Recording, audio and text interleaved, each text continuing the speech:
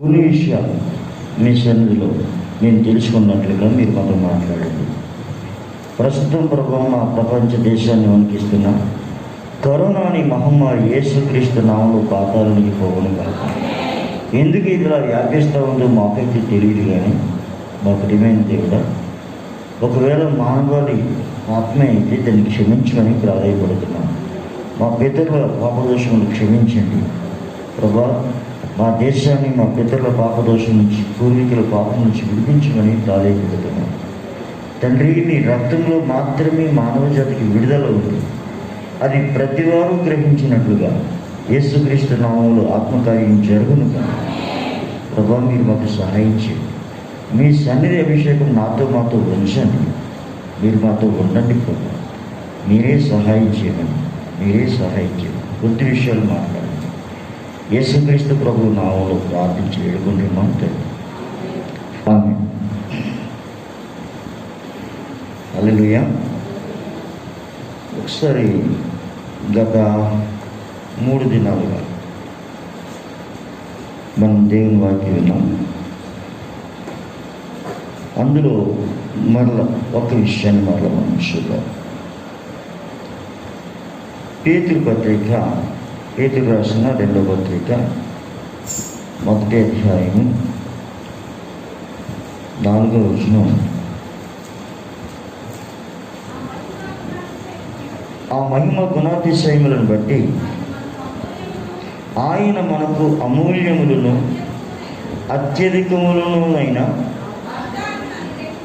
వాగ్దానమును అనుగ్రహించి ఉన్నాడు.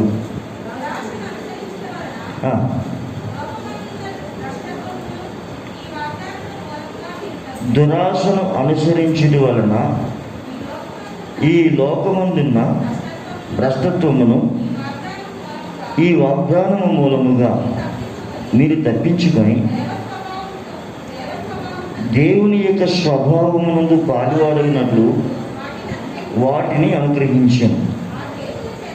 ఆ హేతువు చేతనే మీ మట్టుకు మీరు పూర్ణ జాగ్రత్త గలవారై మీ విశ్వాసమునందు ఒక్క నిమిషం దేవుడు మనకు అనుగ్రహించినవి ఏమిటి అని ఒకసారి మనం చూస్తే, ఒక్క నిమిషం. పేతురు రాసిన 2వ పత్రిక 1వ అధ్యాయము నేను చదువుతూ ఉన్నాను మొదటి నుంచి. యేసుక్రీస్తు దాసుడును అపోస్తలుడైన సీమోను పేతురు మన దేవుని యొక్కయు రక్షకుడైన యేసుక్రీస్తు యొక్కయు నీతిని బట్టి మా వలనే అమూల్యమైన విశ్వాసం పొందిన వారికి శుభమని చెప్పి వ్రాయినది. దేవుని స్తోత్రం. హల్లెలూయా. ఎవరు రాస్తున్నారు? యేసుక్రీస్తు దాసుడును అపోస్తలుడైన సీమోను పేతురు మన దేవుని యొక్కయు రక్షకుడైన యేసుక్రీస్తు యొక్కయు నీతిని బట్టి మా వలనే అమూల్యమైన విశ్వాసం పొందిన వారికి శుభమని చెప్పి వ్రాయినది.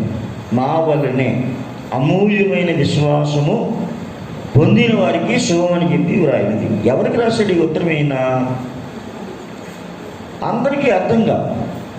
హల్లెలూయా, హల్లెలూయా.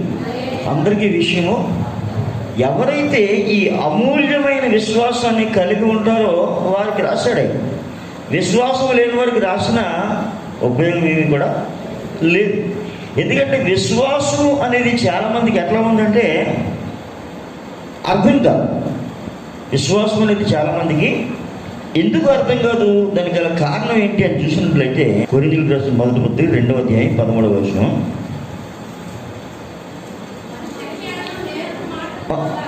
ఒక్క నిమిషం, 14వ వచనం చదువు.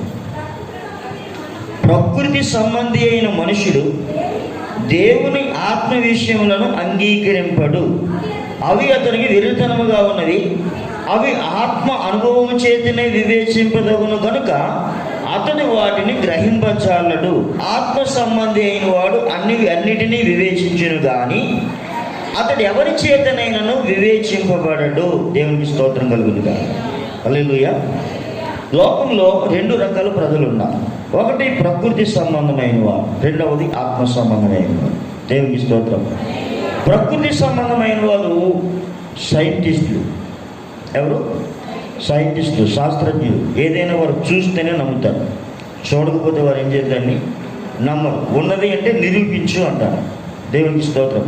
అంటే వారికి అది కంటికి కనబడేదిగా ఉండాలి, కంటికి కనబడేదిగా ఉండాలి, లేకపోతే వారు దాన్ని నమ్మరు. దేవునికి స్తోత్రం. అయితే ఇక్కడ వాక్యం సెలవిస్తూ ఉంది, ప్రకృతి సంబంధి అయిన మనుషుడు దేవుని ఆత్మ విషయములను అంగీకరింపడు, అవి అతనికి వెర్రితనముగా ఉన్నవి. దేవునికి స్తోత్రం. హల్లెలూయా, హల్లెలూయా. ఈరోజు చాలామంది బాబాలుగా పిలువబడే వారికి కూడా లోక జ్ఞానం అంటే పెరిగింది, కానీ దైవ జ్ఞానం అనేది ఎక్కడ కూడా కనబడట్లేదు. వారికి కూడా అర్థం కావట్లేదు. ఎందుకంటే వారు ఏవో నేర్చుకొని అంటే ఏమంటారు దాన్ని, లోక జ్ఞానాన్ని పెట్టి, లేకపోతే అక్షర జ్ఞానాన్ని పెట్టి వారు మేధావులుగా పిలువబడతా ఉన్నారే కానీ అక్షర జ్ఞానాన్ని బట్టి, అలాగే ఆత్మజ్ఞానాన్ని బట్టి మాత్రం కాదు. అసలు లోకానికి ఆత్మజ్ఞానం అంటే ఏమిటి, అక్షర జ్ఞానం అంటే ఏమిటి అనేది కూడా ఒక విధంగా లోకానికి అర్థం కావట్లేదని చెప్పాలి. అక్షరార్థముగానే ప్రతిదాన్ని చూస్తూ ఉన్నారు, కానీ ఆత్మార్థముగా ఆత్మ సంబంధించినది ఎవరు కూడా దాన్ని గ్రహించట్లేదు. ఏమిటి స్తోత్రం కలుగుతుంది. హల్లెలూయా. మొన్న ఈ మధ్యకాలంలో ఒక శాస్త్రి గారు, ఒక పెద్ద ఆయన, ఒక పండితుడు, ఒక అవధాని, ఆయన మాట్లాడుతూ ఒక మాట చెప్పాడు. ఎవరో ఆయనకి ఫోన్ చేశారట, అయ్యా దేవుని సన్నిధిలో మొగలి పువ్వులు పెట్టకూడదట కదా అని ఫోన్ చేశాడు. ఎందుకు పెట్టకూడదు అని అడిగితే, పువ్వులన్నింటిలో మొగలి పువ్వు అబద్ధం ఆడిందట, అందుకనేది దేవుడి సన్నిధిలో ఉండడానికి వీల్లేదు. అబద్ధం ఆడింది కనుక అది దేవుడి సన్నిధిలో ఉండడానికి వీల్లేదు అని దాన్ని అవాయిడ్ చేశారట. దేవునికి స్తోత్రం. అక్కడ పువ్వు ప్రాముఖ్యమైందా, దాని గుణం ప్రాముఖ్యమైందా?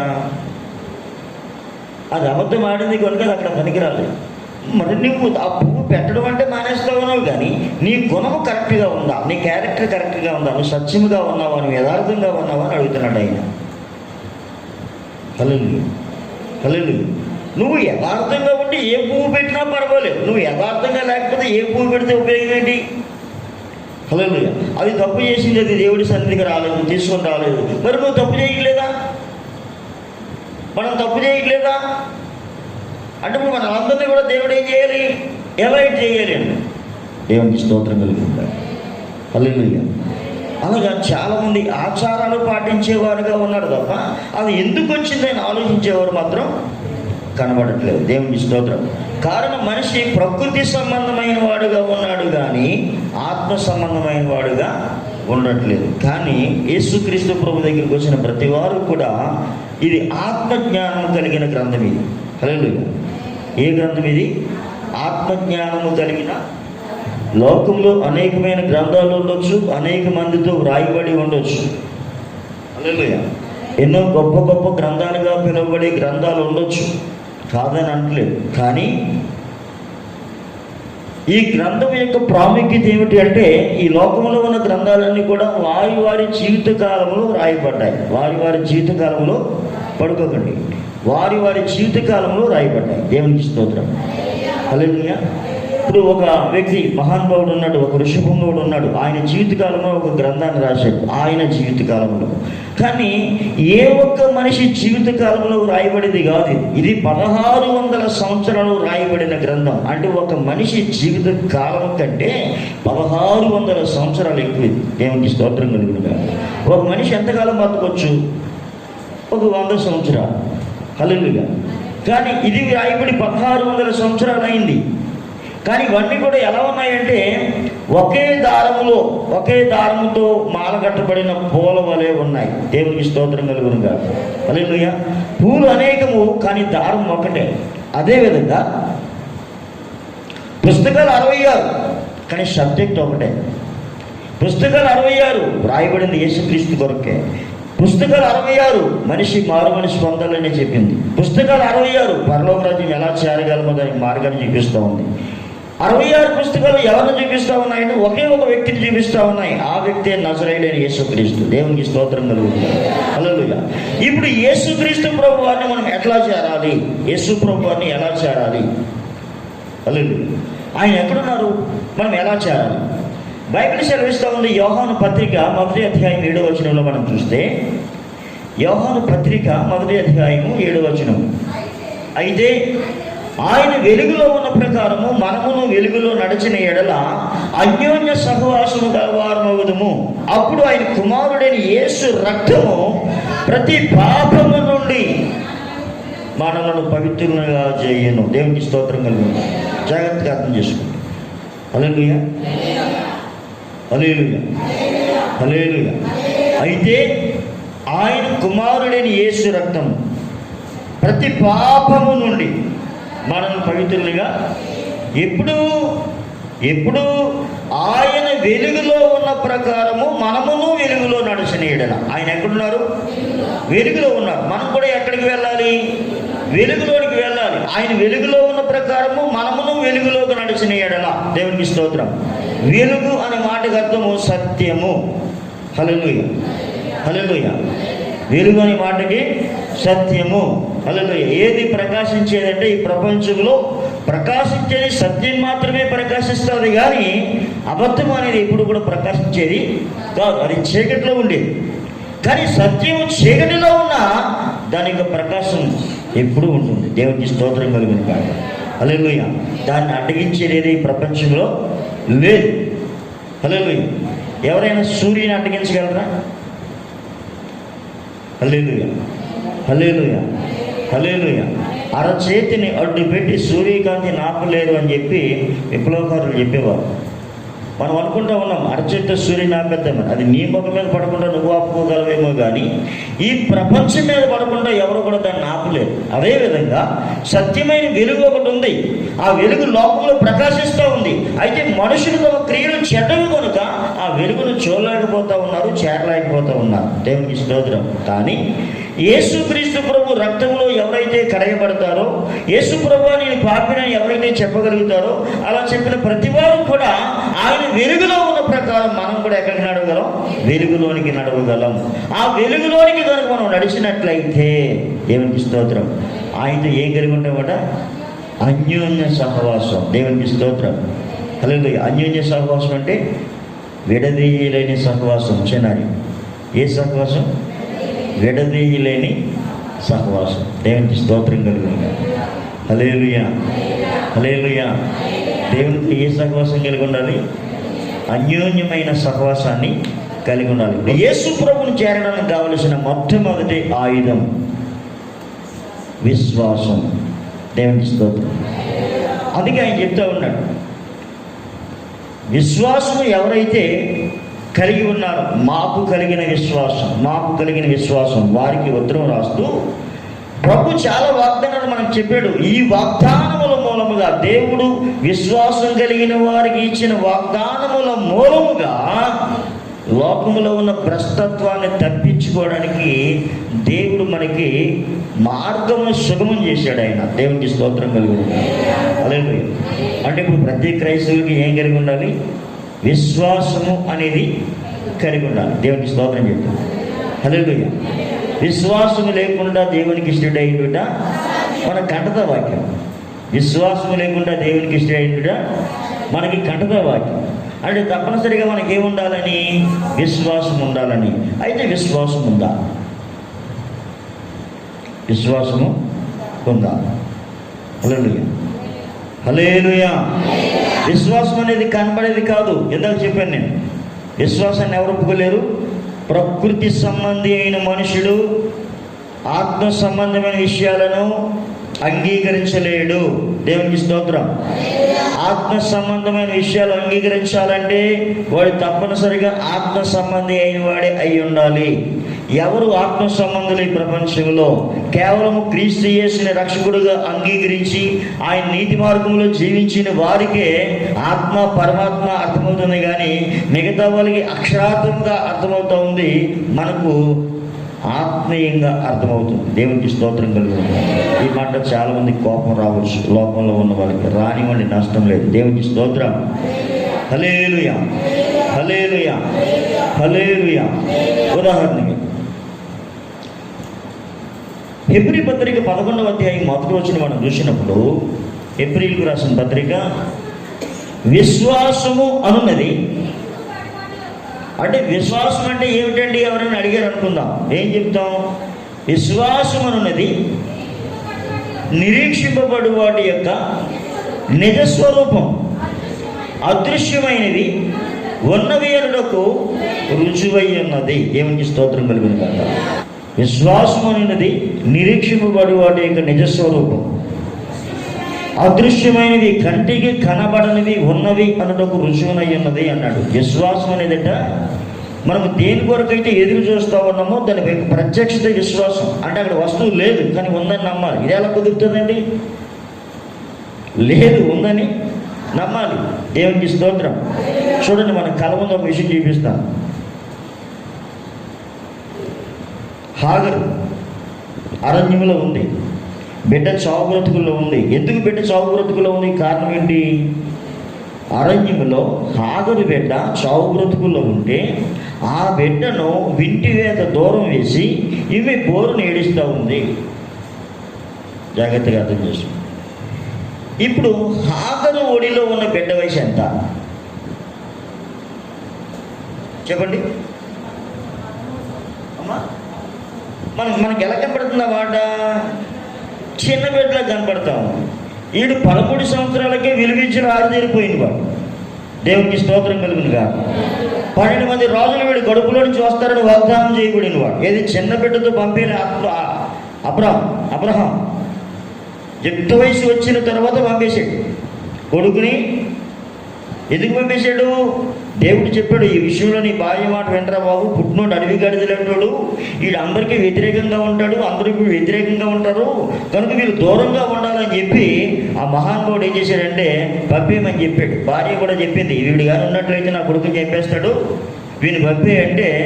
ఇది బాగా అనిపించినప్పటికీ కూడా భార్య మాట రెండు దేవుని మాట విని ఆ బిడ్డను పంపేయడం జరిగింది. దేవునికి స్తోత్రం. సరే, వారు వెళ్ళిపోయారు. వారు ఉన్న స్థలం ఏమిటంటే అరణ్యము అన్నాడు ఆయన. ఏమన్నాడు? అరణ్యం అంటే మన ఉద్దేశ ప్రకారం ఏంటి? చెట్టు పుట్ట అన్నీ ఉన్నది. హల్లెలూయా. పెద్ద అడవి.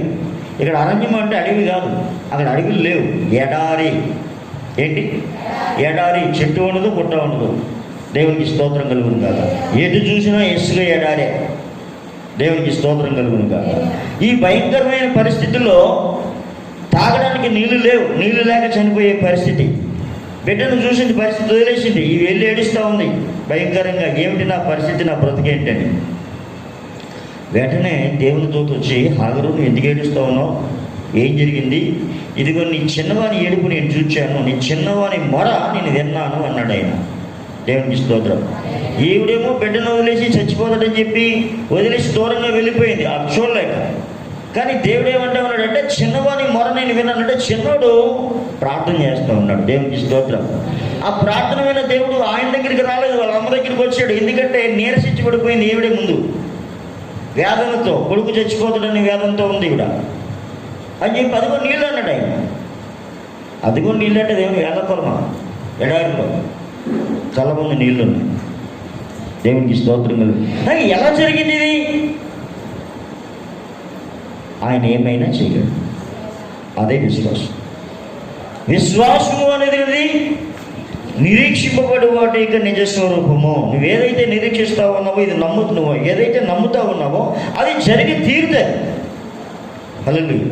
కొందరు అంటారు, గాలిలో దీపం పెట్టి దేవుడు దేవుడు అంటే ఎట్లా కుదురుతుందండి అనేవాళ్ళు ఉన్నారు. దేవునికి స్తోత్రం కలిగింది కాక. హల్లెలూయా. కానీ ఆ దీపాన్ని దేవుడు కనుక వెలిగించినట్లయితే అది ఆరిపోయే దీపము కాదు. దేవునికి స్తోత్రం. నీకు నువ్వు వెలిగించుకుంటే అది ఆరిపోవచ్చేమో, కానీ దేవుడే కనుక వెలిగించినట్లయితే సుడిగాలిలోనైనా చడివాడలోనైనా ఆరిపోదులే ఈ దీపం అన్నాడు ఆయన. దేవునికి స్తోత్రం కలుగుతుంది. హల్లెలూయా. కనుక విశ్వాసం అనే లోకానికి ఎట్లా ఉందో చూడడానికి వెరితనంగా వేలాకులంగా ఉంది. హల్లెలూయా. కానీ బైబిల్ గ్రంథంలో మనం చూసినట్లయితే విశ్వాసం గురించి కొన్ని విషయాలు మనం చూద్దాం. దానికి ముందు మరొక మాట మనం చెప్తున్నాను. విశ్వాసము నాకు ఉంది అని చెప్పినట్లయితే దానికి ఏం కావాలి? క్రియ కావాలి. ఎవరైనా నాకు విశ్వాసం ఉందండి అన్నట్లయితే విశ్వాసానికి ఏం కావాలి? క్రియలు లేకుండా విశ్వాసం ఉంది అని చెప్తే మాత్రం అది అంగీకరించబడేది కాదు. యాకోబు పత్రిక 2వ అధ్యాయం 14వ వచనం ఒకసారి మనం చూద్దాం. నా సహోదరులారా, క్రియలు లేనప్పుడు ఎవడైనాను తనకు విశ్వాసం కలదని చెప్పిన ఎడల ఏం ప్రయోజనం? అట్టి విశ్వాసము అతనిని రక్షింపగలదా? దేవునికి స్తోత్రం కలుగుతాయి. నిన్న ప్రశ్నించండి, అమ్మా నీకు విశ్వాసం ఉంది, నీ విశ్వాసం ద్వారా నువ్వేమైనా పొందేవా? విశ్వాసం ద్వారా నువ్వేమైనా పొందేవా? విశ్వాసం ద్వారా ఏదైనా నిరీక్షించేవా అంటే తల్లి మాట్లాడలేదు. నిజమే, విశ్వాసం ఉంది. ఈ విశ్వాసం ద్వారా మనం ఎప్పుడైనా ఏమైనా పొందేమా? క్రియలు లేని విశ్వాసము, యేసుక్రీస్తు దేవుడు అనే విషయం దెయ్యాలు కూడా చెప్తా ఉన్నాయి. దెయ్యాలకు కూడా యేసుప్రభు ఎవరో తెలుసు. హల్లెలూయా. దెయ్యాలకి కూడా యేసుప్రభు ఎవరో మనకు కూడా తెలుసండి. దెయ్యాలకి కూడా తెలుసు ఆ విషయం. లోకంలో చాలామంది జ్ఞానులు అని చెప్పుకునే వాళ్ళు కూడా యేసు ఎవరో తెలుసు, కానీ వాళ్ళు రాలేని దౌర్భాగ్యం. దేవునికి స్తోత్రం కలుగుతాడు. హల్లెలూయా, హల్లెలూయా. అయితే నీకు విశ్వాసం ఉన్నట్లయితే దానికి తగిన క్రియలు మన దగ్గర ఏమైనా ఉన్నాయా? ఎప్పుడైనా విశ్వాసం మీద ఆధారపడటం అనేది జరిగిందా? విశ్వాసం అనే దాని గురించి ఎవరికైనా చెప్పాలి అంటే మన దగ్గర రుజువులు ఏమైనా ఉన్నాయా? దేవునికి స్తోత్రం కలుగుతాడు. విశ్వాసం అనేది నాకు ఉంది అని చెప్పడానికి మన దగ్గర ఏం కావాలి? రుజువు కావాలి. ఏమైనా ఉన్నాయా అంటే విశ్వాసం అనే దాన్ని మనం ఏం చేయాలి? అనుభవించాలి. విశ్వాసం అనే దాన్ని ఏం చేయాలి? అనుభవించాలి. ఎంతమంది అనుభవిస్తూ ఉన్నారు? ఎప్పుడో అనుభవించారండి, మా తాత ఉన్నాడంటే కాదు, మా తాత ఉన్నాడు నీతులు తాగారండి, మా యొక్క మూతులు వాసన చూడండి అంటే అది కుదరదు. హల్లెలూయా, హల్లెలూయా. ఎప్పుడో ఉన్న విశ్వాసం కాదు, నీ విశ్వాసం ప్రెజెంట్ డేస్లో. నేను ఎప్పుడో భక్తిగా ఉన్నానండి కాదు, ఈ రోజున భక్తిగా ఉన్నావో లేదనేది ప్రాముఖ్యమైనది. లేదంటే నాకు 20 సంవత్సరాలు సీనియారిటీ ఉందండి యేసుక్రీస్తు ప్రభువులో. ఎవరికి కావాలి నీ సీనియారిటీ?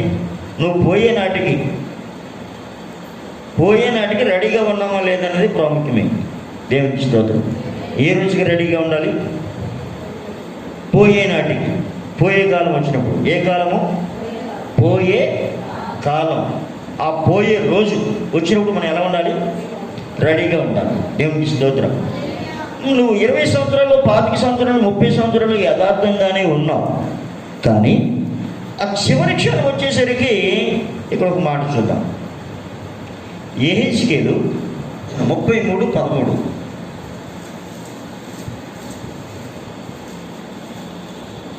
నీతిమంతుడు నిజముగా బ్రతుకునని నేను చెప్పినందున అతడు తన నీతిని ఆధారము చేసుకుని పాపము చేసిన ఎడల అతని నీతి క్రియలన్నిటిలో ఏది జ్ఞాపకమునకు తేబడదు. తాను చేసిన పాపమును బట్టి అతడు మరణము నొందును. దేవునికి స్తోత్రం కలుగును గాక.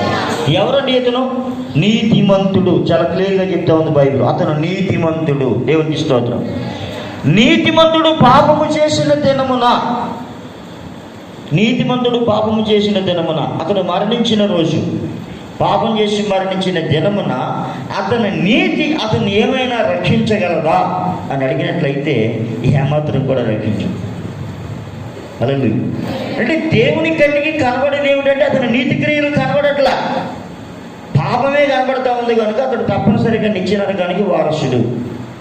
అలా కాదంటే కొంచెం జ్ఞాపకం చేసుకుని బాబు, నేను చాలా మంచి పనులు చేశాను, చాలామంది విధవరాలకి భోజనం పెట్టాను, గుళ్ళు కట్టించాను, అనాథాశ్రమాలు ఏర్పాటు చేశాను, అవి చేశానంటే కొంచెం జ్ఞాపకం చేసుకుంటే రిక్వెస్ట్ అండి, కావాలంటే ఇంకొకటి ఏమైనా చేస్తానండి అన్నీ, కానీ ఇక్కడ అవకాశం అనేది లేదు. దేవునికి స్తోత్రం కదా. హల్లెలూయా. అయ్యి బాబు అంత కరెక్ట్గా అంటే ఉండాలి. అదే బైబిల్ చెప్తా ఉంది. నీ సొంత రక్షణను వణుకుతోనూ భయముతోనూ కొనసాగించు అన్నాడు. ఎలా కొనసాగించాలంటే నువ్వు రక్షణ పొందావు, బాప్తిసం తీసుకున్నావు, మారు మనసు పొందావు, బాప్తిసం తీసుకున్నావు, యేసుప్రభువును నమ్ముకున్నావు, బాగానే ఉంది. అయితే నువ్వు పొందిన రక్షణ అనేది ఎంతవరకు కొనసాగించాలంటే అంతము వరకు సహించేవాడే అంతవరకు సహించాలట. ఎన్నాళ్ళు సహిస్తామండి, ఎన్నాళ్ళు ఊరుకుంటామండి, లేపేస్తామండి, కుదరదు. మరి అంతం వరకు సహించిన వాడే రక్షించబడి. అంటే ఈలోగా ఎన్ని వస్తాయో దేవునికి స్తోత్రం కలుగుతుంది. ఇవన్నీ తట్టుకొని, నిందలు అవమానాలు ఎన్ని తట్టుకొని నిలబడితే అప్పుడు నీకు రక్షణ. దేవునికి స్తోత్రం కలుగుతుంది. హల్లెలూయా. లేదు నేను ఏదో చెయ్యాలి నువ్వు చేస్తే ఆ రోజే నీ రక్షణ కోల్పోతావు. అందుకే ప్రభువు చెప్పాడు, తనను తాను కాపాడుకోవాలి అనుకున్నవాడు రక్షణ పోగొట్టుకుంటాడు. హల్లెలూయా. రక్షణ కావాలి అనుకున్నవాడు ప్రాణాన్ని పోగొట్టుకుంటాడు. మత్తయి సువార్తలో మనం చదివాం. రక్షణ కావాలన్నవారు ప్రాణాన్ని పోగొట్టుకుంటారు, ప్రాణం కావాలన్న వాళ్ళు రక్షణ పోగొట్టుకుంటారు. అంటే రక్షణ అనేది దాని ప్రాముఖ్యత ఎంతో చూడండి. దేవునికి స్తోత్రం. ఒక మనుషుడు నీతిగా జీవించాడు, మంచిది, కానీ ఎంతవరకు జీవించాలి? అంతము వరకు. దేవునికి స్తోత్రం కలుగుతాడు. హల్లెలూయా. మనం అంటాం, అయ్యయ్యో అతను మొన్నటి వరకు బాగానే ఉన్నాడండి, ఆవిడ మొన్నటి వరకు బాగానే ఉందండి, ఇప్పుడే చిన్న తప్పండి బాబు. దేవుడు అన్యాయస్తుడిగా, ఎలా కాదండి, ఇంత మంచోడు ఏదో చిన్న పాపం చేస్తే దేవుడు అలా చేస్తాడా అన్నువంటే ఇక్కడ మరొక మాట కూడా చెప్తున్నాడు ఆయన. ఒకడు ఎంత భ్రష్టుడైనా, ఎలాంటివాడైనా కానీ, ఎంత భయంకరమైన పాపి అయినా కానీ, నరహంతుడైనా కానీ, ఎవరైనా కానీ వాడి చివరి క్షణంలో ఏ సువార్త వినో, లేకపోతే చిన్నప్పుడు ఉన్న దేవుని వాక్యం, సండే స్కూల్లో విన్న వాక్యం వాడు గుర్తొచ్చో, లేకపోతే పరిశుద్ధాత్మలు వాడిని దర్శించి నువ్వు పాపిరా అని చెప్తే ఆ రాత్రికి రాత్రి ఆ క్షణంలో వాడు మారుమనసు పొంది, అయ్యో ప్రభువా నన్ను క్షమించు అని చెప్పి వాడు పాప క్షమాపణ పొందినట్లయితే దేవుడు అంటాడు, అతడు చేసిన పాప క్రియలలో ఏదియో నేను జ్ఞాపకం చేసుకున్నాను అన్నాడు. చప్పట్లు కూడా దేవుని అంటాడు.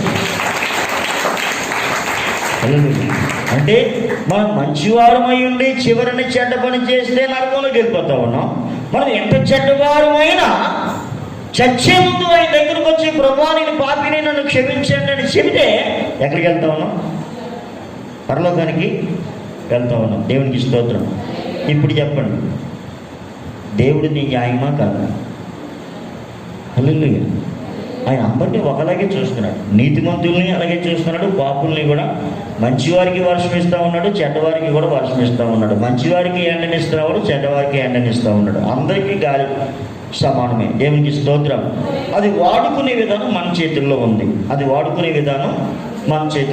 దేవునికి స్తోత్రం చెప్తాం. హల్లెలూయా. కనుక మరలా ఆ మాట మనం చదువుదాం. ఏంటది? యాకోబు పత్రిక. సహోదరులారా, క్రియలు లేనప్పుడు ఎవడైనను విశ్వాసము కలదని చెప్పిన ఎడల ఏమి ప్రయోజనము? దేవునికి స్తోత్రం. హల్లెలూయా. అంటే విశ్వాసానికి ఏం కావాలి? క్రియలు కావాలి. క్రియలు లేని విశ్వాసము వృత్తము. ఇక్కడ మరొక మాట కూడా చెప్పాడు. సహోదరుడైనను సహోదరి అయినను దిగంబరులై ఆనాటికి భోజనము లేక ఉన్నప్పుడు మీలో ఎవడైనను శరీరమునకు కావలసిన వాటిని ఇవ్వక సమాధానముగా వెళ్ళి చలుగాచుకొని తృప్తి పొందుడని చెప్పిన ఎడల ఏమి ప్రయోజనము? అలాగే విశ్వాసము క్రియలు లేనిదైతే అది ఒంటిగా ఉండి మృతమైనదగును. అయితే ఒకడు నీకు విశ్వాసం ఉంది, నాకు క్రియలు ఉన్నవి, క్రియలు లేకుండా నీ విశ్వాసము నాకు కనబరచును, నేను నా క్రియల చేత నా విశ్వాసము నీకు కనబడుతునని చెప్పును. దేవుడు ఒక్కడే అని నీవు నమ్ముచున్నావు, అలాగూ నమ్ముట మంచిదే. దయ్యములను నమ్మి వణుకుచున్నవి. వ్యర్థుడా, క్రియలు లేని విశ్వాసము నిష్ఫలమైనదని తెలుసుకొని కోరుచున్నావా? దేవునికి స్తోత్రం కలుగును. హల్లెలూయా. ఇక్కడ ఈ విశ్వాసము ఉన్నదానికి లేనిదానికి ఒక చిన్న తేడా చెప్తా ఉన్నాడు. హల్లెలూయా. సహోదరుడు కానీ సహోదరి కానీ దిగంబరుడుగా ఉండగా, అంటే వారికి బట్టలు లేవు. యేసుప్రభు వారు నమ్ముకున్నారు, యేసుప్రభు నీతి మార్గంలో జీవిస్తున్నారు. వారి పేదరికం కారణం చేత వారికి సరైన బట్టలు లేవు. హల్లెలూయా. అటువంటి వారికి ఎప్పుడైనా మనం బట్టలు ఇవ్వడానికి మన మనస్సాక్షి ముందుకు వచ్చి వారికి ఏమైనా బట్టలు ఇచ్చే మనసు ఏమైనా మనకు ఉందా? ఇచ్చామా ఎప్పుడైనా? దేవునికి స్తోత్రం. వారికి భోజనం లేదు, అయ్యో వారికి భోజనం లేదు, వారి పరిస్థితులు బాగుండగా వారికి భోజనం లేదు అని తెలిసింది. ఎప్పుడైనా వారికి భోజనము ఒక కుంచుడు బియ్యం ఇవ్వడానికి మనం ఎప్పుడైనా సాహసించాము? దేవునికి స్తోత్రం కలుగుతుంది. హల్లెలూయా. మనకు తెలుసు వారి పరిస్థితులు బాగుండలేదు, వారికి సహాయం చేయాలి. ఎప్పుడైనా చేయగలిగామా? లేదండి. మరి మనం నమ్మింది ఎవరిని? మహాదేవుడిని, యేసుక్రీస్తు ప్రభువారిని. ఆయనేమో నీకు 2 పూట్ల భోజనం ఉంటే 1 పూట భోజనం లేని వాడికి పెట్టండి అన్నాడు. దేవునికి స్తోత్రం కలుగుతుంది. నీకు 2 జతల బట్టలు ఉంటే 1 జత కూడా లేని వాడికి ఇవ్వండి 1 జత బట్టలు అన్నాడు. దేవునికి స్తోత్రం. హల్లెలూయా. దీని వెనకాల మరొక మాట చెప్తున్నాడు. ఇవ్వుడి ఇవ్వబడును. 1 జత బట్టలు లేని వాడికి 1 జత ఇస్తే నీకు 10 జతలు కలిగిన వాడు వచ్చి 5 జతలు ఇస్తాడు. దేవునికి స్తోత్రం కలుగుతుంది. ఇవ్వుడి ఇవ్వబడును. కానీ మనం ఏమి నేర్చుకోవట్లేదంటే ఎప్పుడూ నేర్చుకోవట్లేదు అని నేను అనుకుంటా ఉన్నాను. దేవునికి స్తోత్రం కలుగుతుంది. హల్లెలూయా. వారు భోజనం లేకుండా ఉన్నారు. ఇదిగా మా పట్టుకెళ్ళు, ఈ కేజీ బియ్యం పట్టుకెళ్ళి వండుకోని కానీ, లేకపోతే భోజనం పట్టుకెళ్ళి వండిచ్చిన అనుభవం మనకి ఏమైనా ఉందా? ప్రభు అంగీకరించాం కనుక, ప్రభువుని అంగీకరించకపోతే ఈ విషయాలన్నీ కూడా మనకు అనవసరం. దేవునికి స్తోత్రం కలిగి ఉండాలి. హల్లెలూయా. ఏం కలిగి ఉండాలి? క్రియలు కలిగి ఉండాలి. దేవునికి స్తోత్రం. హల్లెలూయా. క్రియలు లేని విశ్వాసము మరొద్దు. అలాంటి బాబు ఎవరైతే నీకెందుకు, నువ్వేమో నీతిమంతుడుగా. దేవునికి స్తోత్రం. హల్లెలూయా. మరలా చెప్తున్నాడు ఆయన, విశ్వాసము క్రియలు లేనిదైతే అది ఒంటిగా ఉండి మృతమగును. హల్లెలూయా. విశ్వాసానికి క్రియలు లేకపోతే ఏమైపోతుందట? చచ్చిపోతుంది. విశ్వాసం చచ్చిపోయిందంటే మనిషి బతికినా ఒకటి, చచ్చిపోయినా ఒకటి, ఏదో బతుకుతూ ఉంటారు అంతే. దేవునికి వీళ్ళకి ఏ సంబంధం ఉండదు. హల్లెలూయా. ఈ మధ్య ఈ మాటలను బాగా స్టడీ చేస్తూ ఉన్నా అనేకమైన కారణాల చేత. వారు తమ మనసులో దేవునికి చోటు ఇవ్వలేదు కనుక వారు భ్రష్టులు, అంతే అన్నాడంతే, ఇంకేం లేదు. వారు తమ మనసులో దేవునికి చోటు ఇవ్వలేదు కనుక వారు భ్రష్టులు.